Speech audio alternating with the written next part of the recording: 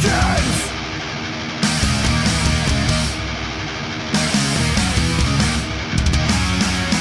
Get to the chopper. It's the only way out. Get to the chopper. Get to the chopper. Get to the chopper. Get to the chopper. Get to the chopper. Get to the chopper. What's up, guys? On this episode of On the Set for October Horrorfest, I'm continuing right along with the Alien series. So let's get into it. The film starts off with a US spaceship, the Nostromo, detecting a transmission from a nearby moon. The crew has been in stasis the whole time, but is awakened by the ship's AI to investigate. They land, but the ship gets damaged in the process. A few of the crew go out onto the moon to check things out, while Ripley, another crew member, stays on board to decipher the transmission.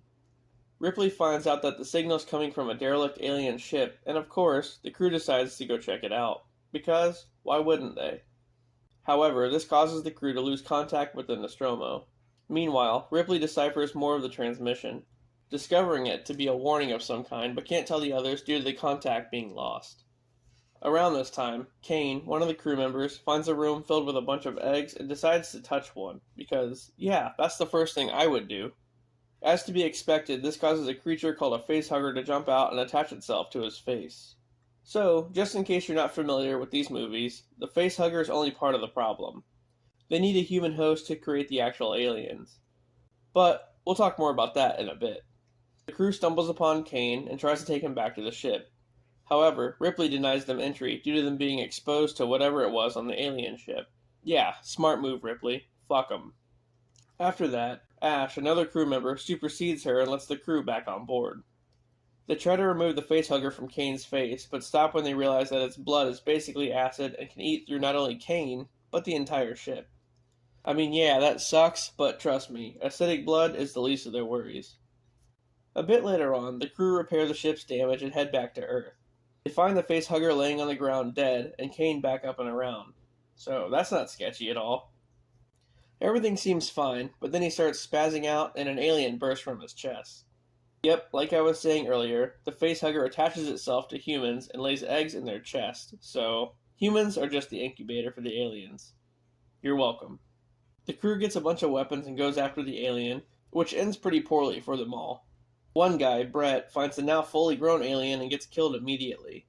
They all deduct that the alien went into the air ducts, and one of the crew, Dallas, goes after it. And guess what? He dies too.